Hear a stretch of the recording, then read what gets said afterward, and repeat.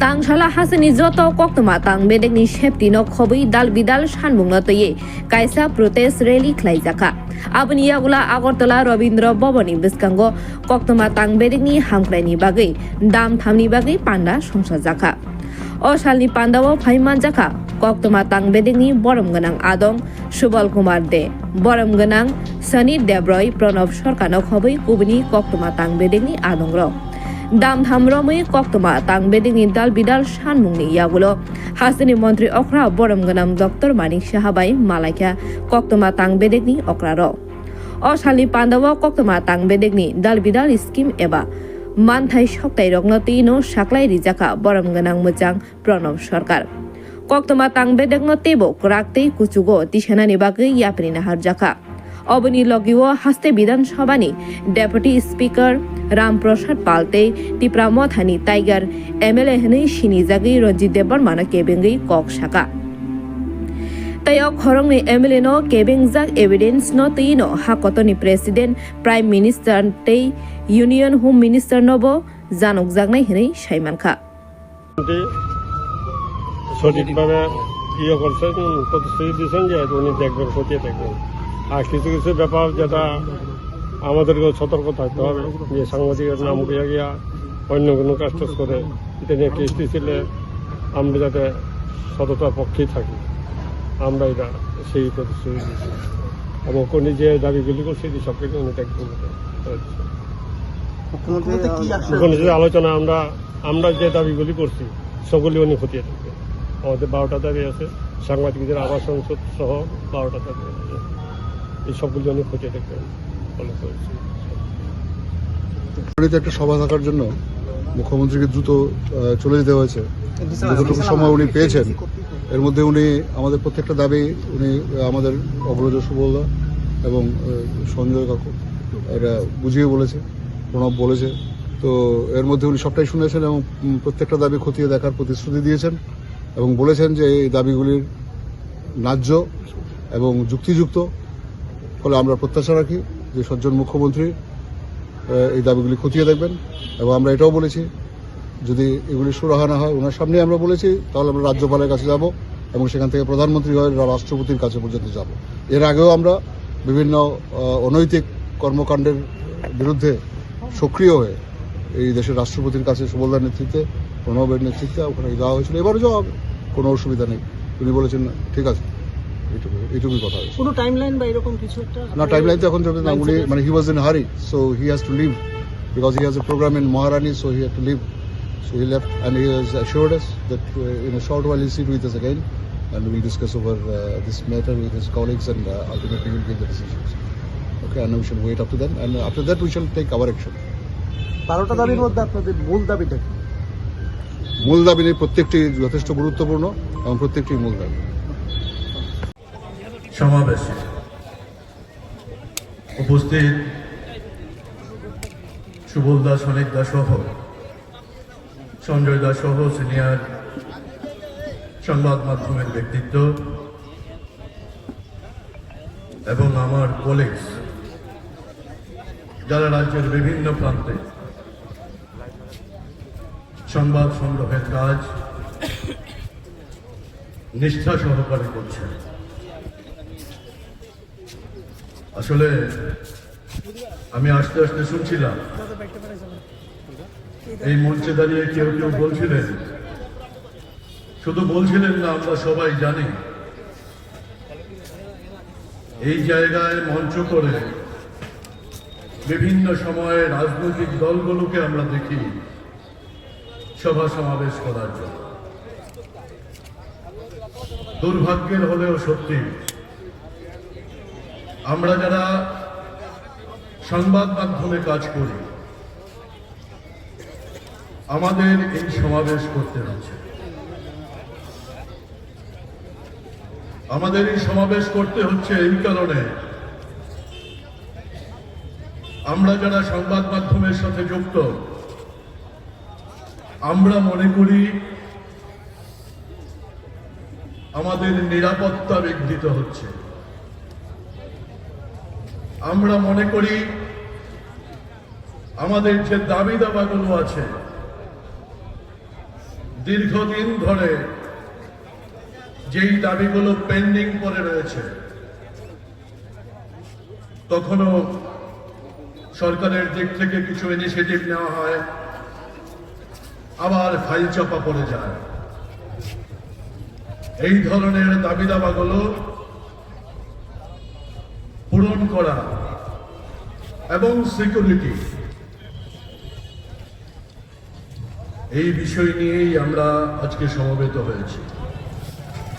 রাজ্যের বিভিন্ন প্রান্ত থেকে এসেছেন।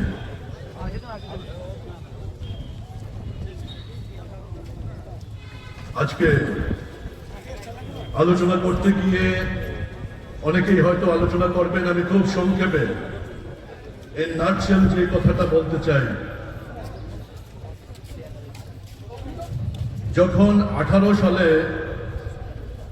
বিজেপি সরকারটা ক্ষমতায় এসছে, তার আগে এই সরকারের প্রতিশ্রুতি ছিল সাংবাদিকদের নিরাপত্তা বিধান করবে,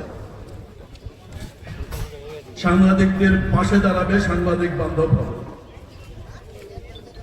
এবং এই সরকার সাংবাদিক বান্ধব নয়, এই দাবিও এই মঞ্চে দাঁড়িয়ে করা যায় না। বিশেষ করে আমরা ইলেকট্রনিক্স মিডিয়ার যারা কাজ করি, এই গভর্নমেন্ট 18 সালে প্রথম আমাদের ইলেকট্রনিক্স মিডিয়াগুলোকে সম্মান প্রদান করেছে, একটা বিজ্ঞাপন নীতিতে নিয়ে এসছে। দুর্ভাগ্যের হলেও সত্যি, এর আগে পর্যন্ত ইলেকট্রনিক্স মিডিয়ায় ন্যূনতম বাজেট বরাদ্দ ছিল না।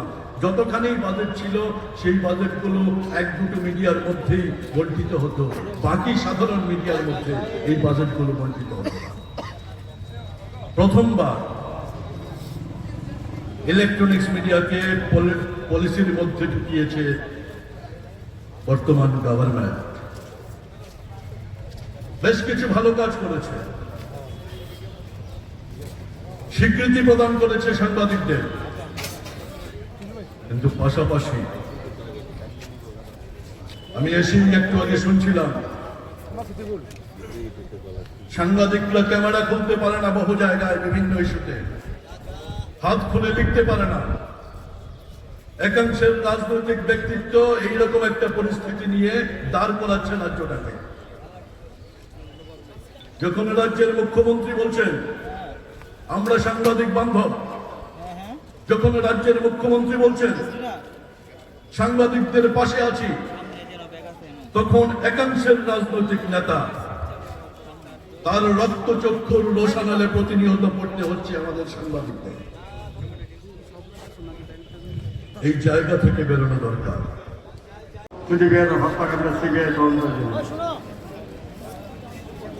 কিন্তু দুর্ভাগ্যের বিষয়, শান্তনু সুদীপে হত্যাকারীরা এখনো জেলের বাইরে, বিচারের বাইরে রয়ে গেছে। কিন্তু যিনি যার ডাকে শান্তনু সুদীপকে গুলি করেছে, তারাও জামিনে মুক্ত আছে। সরকার যে এগুলি জানে না তা নয়। এই রাজ্যের আমি যে অংশটা আগে বলতে গেলে পরে যাচ্ছি, আপনারা যারা মিডিয়ায় কাজ করেন তাদের আশঙ্কার কারণ হলো এই শুধু এই দেশে নয়, পৃথিবীর সর্বত্র মুদ্রিত পত্রিকার প্রচার সংখ্যা কমছে। মুদ্রিত সংবাদপত্রের প্রচার সংখ্যা করছে, কিন্তু মুদ্রিত সংবাদপত্র তৈরি করার জন্য যা তার খরচ পেয়েছে 200 গুণ। আমরা 80 সালে 22,000 টাকা মেট্রিক টনে নিউজ প্রিন্ট কিনতাম, সেই নিউজ প্রিন্টের ধর এখন 84,000 টাকা। তেমনি পত্রিকা ছাপার জন্য যে আনুষঙ্গিক জিনিসপত্রের দাম, সেইগুলো 100-150%। বামফ্রন্ট সরকারের সাথে আমার একটা চুক্তি হয়েছে। চুক্তিটা কি? বামফ্রন্ট সরকার বারবার হারার পরে আমাদের সাথে বলে দিল, চুক্তিটা জন্য প্রতি 2 বছর পর পর বিজ্ঞাপন রেটটা রিভিউ করতে। মানিকবাবু চলে যাওয়ার পর সেই রিভিউটা একবারই হয়েছিল, সেটা বিপ্লববাবু সরকারের সনদ 2018 সালে। 18 সাল থেকে এখন 2026 সাল চলছে। বিজ্ঞাপন সেই বাম সরকার যেটা ছিল বা বিপ্লববাবু শেষ যেটা করে গিয়েছে সেটাই রয়ে গেছে। ইন্দামি এই 7 বছরে আপনার কমপক্ষে নিউজ প্রিন্ট এবং অন্যান্য সামগ্রীর দাম 100% বাড়ছে। কিন্তু এগুলি নিয়ে সরকারের কোনো কথাবার্তা না। একদিন কেউ জিজ্ঞাসা করেছে বলে আমি জানি না। আগে একজন তথ্যমন্ত্রী আলাদা ছিলেন, বর্তমানে তথ্যমন্ত্রী একজন মুখ্যমন্ত্রী হাতে। তাহলে এই ব্যাপারে কেউ খোঁজখবর নিয়েছে বলে আমার জানা নেই। আর যেটা হয় আমার অভিজ্ঞতা যা দেখছি, যখনই যে সরকার আছে সেই সরকারের সংবাদপত্রের বিরুদ্ধে যাওয়ার চেষ্টা করে। সংবিধান আমাদেরকে স্বাধীন বলে স্বীকৃতি দিল, আমরা প্রকৃততে স্বাধীন নই। এখনো তথ্য দপ্তর থেকে মুখ্যমন্ত্রীর নাম করে বা কোনো মন্ত্রীর নাম করে নিউজটা দিয়ে দেওয়ার জন্য অনুরোধ করা হয়। সুতরাং স্বাধীনভাবে কাজ করার সুযোগ এখনো নেই। আমি যারা এখানে কর্মকর্তা আছেন আমি প্রত্যেককেই অভিনন্দন জানাচ্ছি এই মহাসমাবেশ করার জন্য। প্রকৃতপক্ষে আগামী 5-6 বছরের বেশি মুদ্রিত সংবাদপত্র থাকবে না যদি সরকারি দৃষ্টিভঙ্গি না পাওয়া যায়। পরশুদিন পৃথিবীর সবচেয়ে বড় কাগজ ওয়াশিংটন টাইমস 300 কর্মী ছাঁটাই হয়েছে, খরচ সামাল দিতে পারছিলেন না। কারণ যেহেতু আপনার মিডিয়া চলে গেছে অনলাইনে, সেহেতু খরচ 300 কর্মী যে ছাড়া হয়েছেন সেই সাংবাদিক কর্মীদের আমার মধ্যে আমাদের শশী থারুরের প্রাক্তন বিদেশমন্ত্রী অত্যন্ত জনপ্রিয় মন্ত্রী ছিলেন, সেই শশী থারুরের ছেলেও আছেন। এর আগে 2 বছর আগে ওয়াশিংটন টাইমসের একটা ফ্লোর বিক্রি করতে হয়েছে এই খরচ মেটানোর জন্য। ফলে একটা সময় আসবে, আগে ধরুন 4-5 বছর একটু মুদ্রিত সংবাদপত্র থাকবে, এরপরে মুদ্রিত সংবাদপত্র থাকবে না। কেউ 10 টাকা তার 20 টাকা দেওয়া পত্রিকা কিনবে, কারণ সকাল ভোরে পেয়ে যাচ্ছে যে সংবাদ। আমাদের এখন 87,000 লোক প্রতিদিন ঘুরে মোবাইলে চলে পত্রিকা পড়ে, ঘুরেই পত্রিকা পড়ে। আমাদেরও প্রশাসন কাজ। ফলে একটা সময় আসবে যখন আমরাও পারবো না চালাতে, রেভিনিউ কমছে, প্রচার সংখ্যাও কমছে, আমরা পারবো না চালাতে।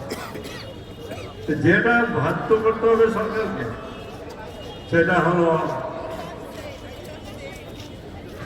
যে চুক্তি আমাদের সাথে আছে সেই চুক্তি মোতাবেক যাতে বিজ্ঞাপন রেটটা সেটেল করা হয়, প্রতি 2 বছর পর করা হয়। যে ওদিন পেছে থেকে বহু কাগজ বন্ধ হয়ে গেছে, কিছু কিছু নতুন কাগজ এসছে, নিজের পকেটের টাকা খরচ করেছে সরকারি বিজ্ঞাপনের টাকা করে।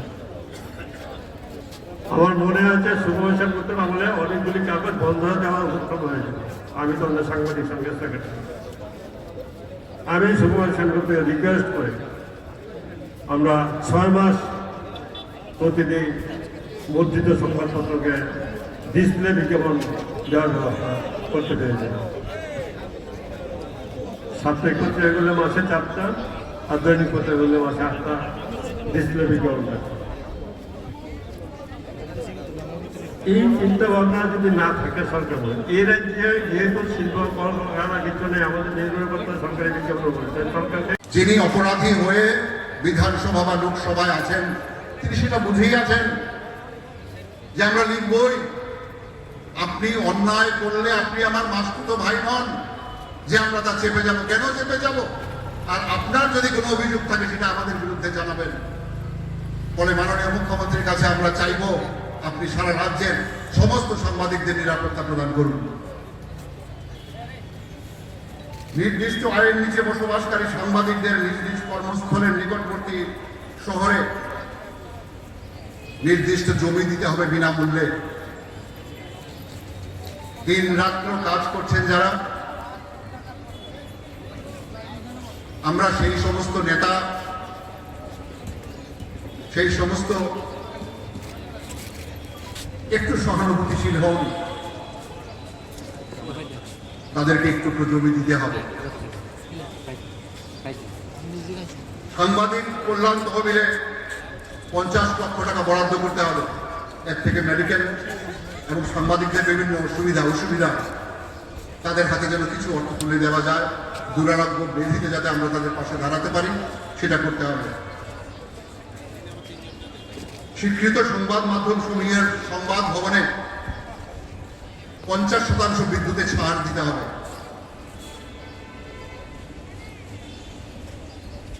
স্বীকৃত সংবাদ মাধ্যম, প্রিন্ট, পোর্টাল, অডিও ভিজুয়ালের বিজ্ঞাপনের হার ও মূল্য দ্বিগুণ বৃদ্ধি করতে হবে। প্রাইস ইন্ডেক্স অনুযায়ী দীর্ঘদিন ধরে সুবলদা বলেছেন ডিটেলস মূল্য বৃদ্ধি হয়নি, সেই মূল্য বৃদ্ধি করতে হবে। সাপ্তাহিক পত্রিকা সমূহকে বিশেষ বিজ্ঞাপন নীতির আওতায় নিয়ে আসতে হবে এবং বিজ্ঞাপন প্রদান করতে হবে। রাজ্যে গণতন্ত্র কলুষিত করবার জন্য যে সমস্ত লোকজনেরা সাংবাদিকদের রক্তচক্ষু প্রদর্শন করছে এবং যে পদাধিকার বলে তারা করছে, সেই পদাধিকার পূর্ণ করতে হবে, তাদের বিরুদ্ধে ব্যবস্থা নিতে হবে, তাদেরকে অপসারণ করতে হবে।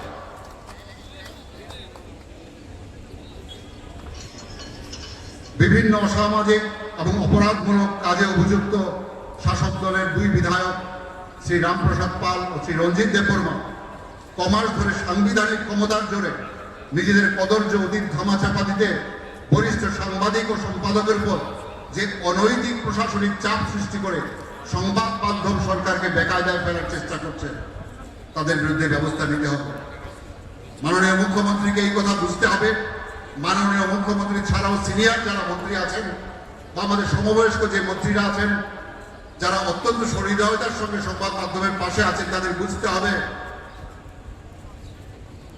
একটি পচা আলু সমস্ত ছুরির আলোকে নষ্ট করে দেয়। তাদের বিরুদ্ধে ব্যবস্থা না নিলে ক্ষোভ ঘুমায়িত হতেই থাকবে। এই ক্ষোভ, ওই যে বললাম ফুলকি, আবার ভীষণ যুদ্ধ হবে। যানবাহনে প্রেস স্টিকারের অনৈতিক ব্যবহার বন্ধে বিশেষ ব্যবস্থা নিতে হবে। আমরা বলেছি আজকাল প্রেস স্টিকার ব্যবহার করে ফেন্সিডিল জানা হয়। আপনারা লক্ষ্য করেছেন মফস্বল থেকে সর্বত্র জেলা স্তরে, এডিসি এলাকাতে যেখানে ঘুপচি আছে সেখানে প্রেস স্টিকার লাগিয়ে গাড়ি ঢুকে যাচ্ছে। এর বিরুদ্ধে ব্যবস্থা নিতে হবে।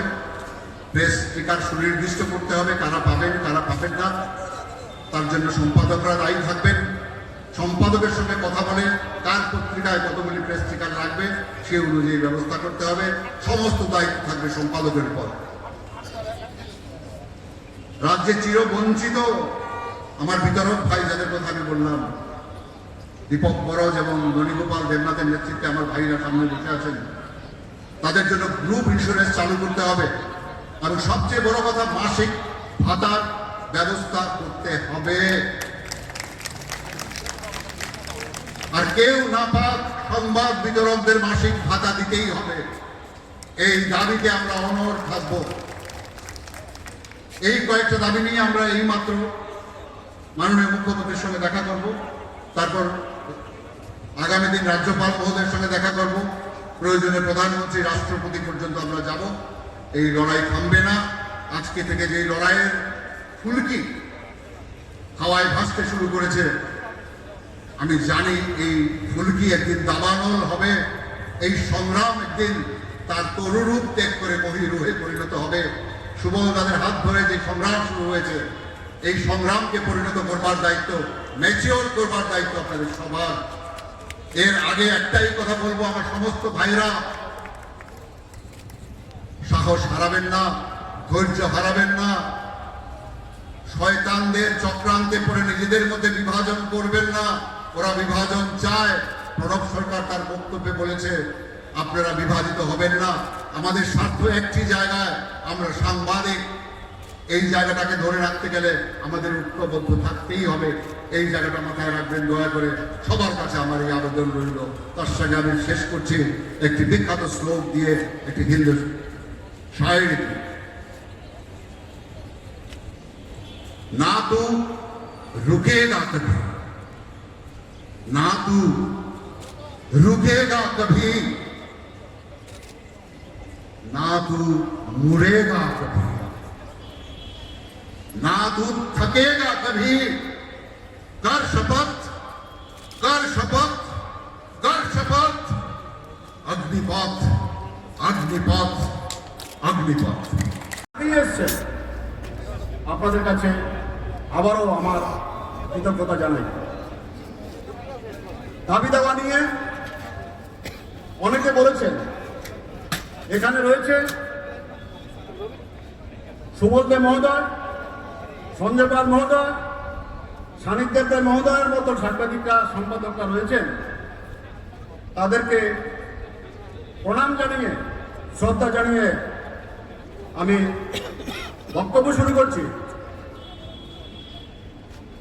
বক্তব্য শুরুর আগে আমি আপনাদের বলতে চাই, সারা রাজ্য যখন সাংবাদিকরা আক্রান্ত হন, সমস্যায় পড়েন, তখন কিন্তু আমি আপনাদের কাছে যাই। এটা ভাবার কোনো কারণ নেই যে আমি একা যাই, সাথে অনেকে যান। আর যারা আজকে এখানে এসেছেন, যাদের নাম আমি বলেছি একটু আগে, তারা আমাকে উৎসাহিত করেন। তারা আমাকে বলেন যে তুমি যাও, আমরা আছি। আমরা আপনাদের সাথে যে আছি, সেই বার্তাটা আজকে আপনারা দেখেছেন। সিনিয়ররা এখানে আছে, তারা আমাদের সাথে আছে বলেই আমরা কাজ করতে শক্তি পাই। এখন প্রশ্ন হলো, দাবি দাওয়া নিয়ে অনেকে বলেছেন, কেন আজকে এত বড় জমায়েত?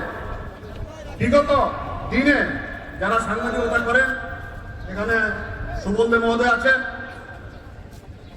হকার অ্যাসোসিয়েশনের যিনি সভাপতি ননীবাবু আছেন, ওনারা এরকম জমায়েত দেখেছেন কিনা আমার মনে নেই, আমি অন্তত দেখিনি। সংখ্যাটা কত আমরা জানিয়েছিলাম 400, কিন্তু সংখ্যাটা এখন আমাদের কাছে আছে, সেই সংখ্যাটা 500 ছাড়িয়ে গেছে। অনেকে ছড়িয়ে ছিটিয়ে আছে, দাঁড়িয়ে আছে রোদ্রে। কিন্তু বন্ধুগণ, কেন আমরা আজকে এই জমায়েতের আয়োজন করেছি? তাহলে একটু অতীতের দিকে যেতে হয়। একটা সময় আমাদের বলা হতো আমরা এই রাজ্যের মোমবাতি সাংবাদিক। আমরা এই রবীন্দ্র ভবনের সামনে প্রায় 6 মাস মোমবাতি জ্বালিয়েছিলাম সুদীপ শান্তনুর বিচার চেয়ে। আজকে যারা আমরা এখানে আছি, তখন সবাই এখানে থাকতেন। এই আমলে সরকার পরিবর্তনের পর আমাদের বলা হচ্ছে আমরা দালাল গোষ্ঠী, কোন আমলে বলা হচ্ছে আমাদের মোমবাতি সাংবাদিক, কোন আমাদের বলা হচ্ছে দালাল গোষ্ঠী। তাহলে একটা জায়গা বন্ধু পরিষ্কার, আমাদের পথ সঠিক আছে, আমরা সঠিক পথে চলছি। যেখানে অন্যায়, সে প্রতিবাদ হবেই হবে। কোন সত্যি আমি আবারও বলছি, কেউ যদি আমাদের আন্ডার এস্টিমেট করে থাকেন যে আমাদের মধ্যে বিভাজন করানো হচ্ছে, সানির যাত্রায় প্রণব সরকারের মধ্যে বিভাজন করিয়ে দেওয়া হয়েছে, এখন আমরা রাজত্ব করব, এটা হবে না বন্ধু। এই মেসেজটা আজকে এখান থেকে আপনারা নিয়ে যাবেন।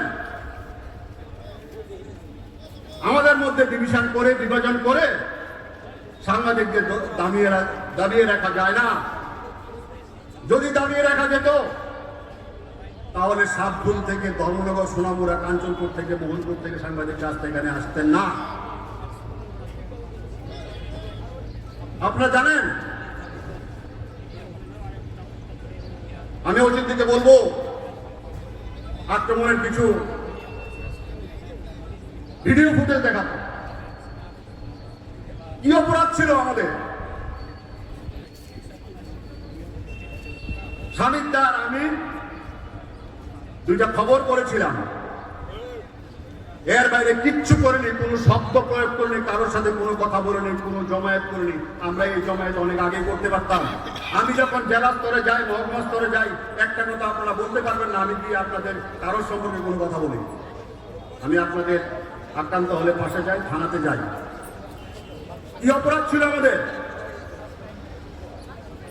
কেন পলিটিক্যাল তকমা দিয়ে, দালাল আখ্যা দিয়ে, প্রিভিলেজের পর প্রিভিলেজ, প্রিভিলেজের উপর প্রিভিলেজ। আমি আবারও বলবো, এই মঞ্চ থেকে বলবো,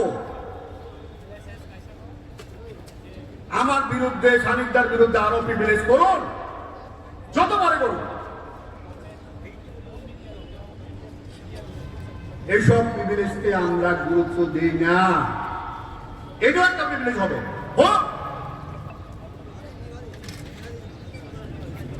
কি করবে? জেলে বেড়াবে। আমি যদি অন্যায় না করি, কেউ বলতে পারবেন না এই সাংবাদিকরা যারা এসছেন কোন ধরনের অন্যায় কাজ, কোন ধরনের 2 নম্বরী কাজ আপনারা শুনেছেন বা আমি করেছি বা আমরা করেছি। কোন অন্যায় করিনি, দুর্নীতি করিনি, কারোর সাথে কম্প্রোমাইজ করিনি।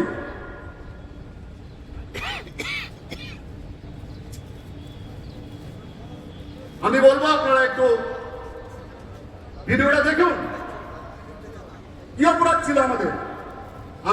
আমরা সুবলদার নেতৃত্বে আমরা রাজ্যের মাননীয় মুখ্যমন্ত্রীর কাছে গেছি।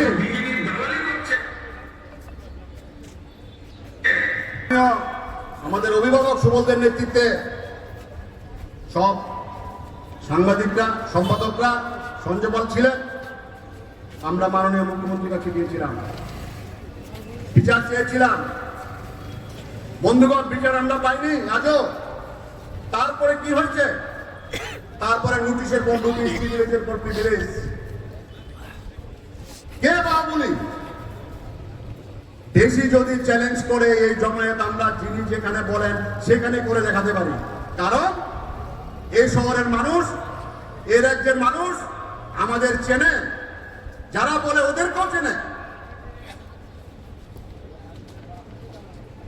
আরেকজন এসছে হারাম বলে টাইগার নেতা, প্রতিনিয়ত হুমকি দিচ্ছে, প্রতিনিয়ত সোশ্যাল মিডিয়াতে হুমকি দিচ্ছে। আমরা এইসব গুলোকে যদি কেউ মনে করে থাকে, আমাদের অতীত যদি জানে, অনেকে তো পোস্ট বসে গেছেন আমাদের রেকর্ড জানার জন্য, ফরিয়াদের রেকর্ড জানার জন্য, হেডলাইন্সের রেকর্ড জানার জন্য। এই জমা করেছে। অপরাধটা কি ছিল? আপনারা বেআইনি কাজ করবেন, আমরা বলতে পারবো না, লিখতে পারবো না, দেখাতে পারবো না। আর যদি বেশি বেশি সামাজিক মাধ্যমে এসব করেন, আমি বলে দিয়ে যাচ্ছি, যা বলি তা আমরা করি, এর থেকে বেশি করি। সাংবাদিকরা আমাদের অপরাধ কি ছিল? সাংবাদিকরা পেনশন আগে ছিল 1000, পরিবর্তনের পর পেনশন হয়েছে 10,000। ফ্যামিলি পেনশন চালু হয়েছে। এই ফ্যামিলি পেনশনের কাগজ আমরা প্রত্যেকটা বাড়িতে গিয়ে ওদের পরিবারের হাতে তুলে দিয়ে এসেছি। এরকম মিডিয়া ছিল রাজ্যে। মহকুমা স্তরে প্রেস জ্যাকেট থেকে শুরু করে, এক্সপ্লেনেশন কার্ড থেকে শুরু করে, একটা সময় এক্সপ্লেনেশন কার্ড ছিল শুধু একটা বাড়ি পছন্দ করে দিত, সে বাড়ি থেকে এক্সপ্লেনেশন কার্ড হতো। এখন মহকুমা স্তরে সাংবাদিকরা এক্সপ্লেনেশন কার্ড পায়, তাদের স্বাধীনতা অর্জিত হয়েছে। যে দাবি দীর্ঘদিন ধরে করেছিলেন, এক্সপ্লেনেশন স্বীকৃতির জন্য সেই স্বীকৃতি আপনারা পেয়েছেন। পেনশন 10,000 টাকা করে পাচ্ছেন। আমরা বলেছি এই পেনশন 20,000 টাকা করা হোক। 10,000 টাকা দিয়ে কি চলে? ফ্যামিলি পেনশন যারা 5,000 টাকা করে পাচ্ছেন তাদের 10,000 টাকা করতে বলেছি। বিজ্ঞাপনের রেট বাড়েনি, সেই রেট বাড়াতে বলেছি। এটা আমাদের অপরাধ। এটা বললে বাহুবলী, দুর্নীতি দেখালে বাহুবলী, দালাল। বেশি বললে আমরা যারা বলবেন আমরা ওইখানে গিয়ে করবো আন্দোলন। একটা ঘোষণা দিয়েছিলাম, যেখানে সাংবাদিক আক্রান্ত হবে শেষ পর্যায়ে যাব। এখন পর্যন্ত একটা ঘোষণা মিস হয়নি আমার, প্রত্যেকটা জায়গায় কালকেও কমলন গেছে। যাবো যত রাত্রি হোক। একটা সাংবাদিকের উপর যদি আক্রান্ত হয়, একটা সাংবাদিক যদি সামাজিক মাধ্যমে গালিগালাজ করেন, বিশ্রীভাবে যদি গালিগালাজ করেন, কাউকে মাফিয়া তাকমা যদি দেন, কাউকে দালাল তাকমা যদি দেন, তাহলে কিন্তু পরিণতি ভুগতে হবে। আমি বলে দিচ্ছি,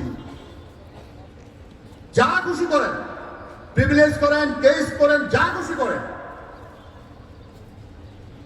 আমাদের সাথে সাংবাদিক ভাইয়েরা আছে। কেন? আজকে যারা এসছেন তারা সবাই আমাদের সাথে 10, 12, 15 বছর ধরে আছে। আমরা ভোটের পাখি না। ভোট আসলে আমার সাংবাদিকরা ভাইরা ভালো, ভোট চলে গেলে ওদেরকে আমরা দেখবো না, এরকম সিস্টেম নেই আমাদের মধ্যে। আপনারা কেউ বলতে পারবেন না যারা এসছেন ভোটের সাথে আপনাদের সাথে সম্পর্কের কোনো যোগাযোগ আছে। যখন আপনাদের কোনো সমস্যা পড়ে, আগরতলা শহরে যদি আপনারা সিট না পান, রক্ত না পান, আমরা কখনো ওই কে কোন দলের কোন পত্রিকাতে লিখেন সে কিছু আমরা দেখি না। এ ছিল আমাদের অপরাধ। আমরা 2 টাকার মূল্যে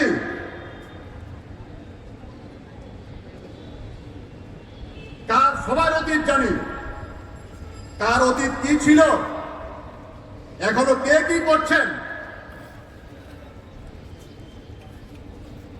আমরা আগেও যেরকম লিখেছি, আগেও রক্ত চক্ষু 2 সাংবাদিক হত্যা করা হয়েছে এই রাজ্যে 1 মাসের ব্যবধানে। বিচার হয়েছে, দিল্লি পর্যন্ত গেছি আমরা, বিচার হয়ে রাষ্ট্রপতির কাছে গেছি আমরা, সুবল দাস নেতৃত্বে আমরা রাষ্ট্রপতির কাছে গেছি, কেন্দ্রীয় স্বরাষ্ট্রমন্ত্রীর কাছে গেছি। বিচার হয়েছে বন্ধুগণ, বিচার পেয়েছে ওরা, পাইনি। দিল্লিতে আমরা রাস্তায় এইভাবে দিল্লিতে রাস্তায় আমরা শুয়ে পড়েছিলাম, কারণ আমরা সস্তায় সাংবাদিকদের সাথে থাকি না। আমরা যেটা থাকি, আমরা দায়িত্ব নিয়ে থাকি, আমরা ভালোবাসা দিয়ে থাকি। হ্যাঁ, আপনাদের সবকিছু তো আমরা করতে পারি না, কিন্তু দুঃসময়ে আমরা সাথে থাকি। একটা লোক যারা এসছে, কেউ বলতে পারবেন না আপনারা দুঃসময়ে আপনারা পড়েছেন, সেই সময় আমরা আপনাদের পাশে থাকিনি। কি জাতি, কি জনজাতি ভাইয়েরা, এরা যে জনজাতি ভাইদের জন্য আলাদা করে প্রেস ক্লাব তৈরি করা হয়েছে, গোটা দেশে কোথাও পাবেন না আপনারা। এটা একটা ইতিহাস। একটা রাজ্যে 2টো প্রেস ক্লাব, এত কিছু করার পর এটাই আমাদের অপরাধ। কেউ হয়ে গেল বাহুবলী, কেউ হয়ে গেলাম দালাল। এভাবে চলবে না বন্ধুগণ। এটা তো ট্রেলার দেখেছেন, তারপরে আসলটা দেখবেন। যদি দেখি এর পরেও আমাদের নামে বলা হচ্ছে, করা হচ্ছে কিছু, মনে করবেন হ্যাঁ, আপনারা বলবেন হ্যাঁ আমরা তো জিতে গেছি, করে দিয়েছি, কিন্তু পরেরটার জন্য তৈরি থাকতে হবে। এটা যদি মনে করেন এটা হুমকি, ইয়েস, এটা হুমকি,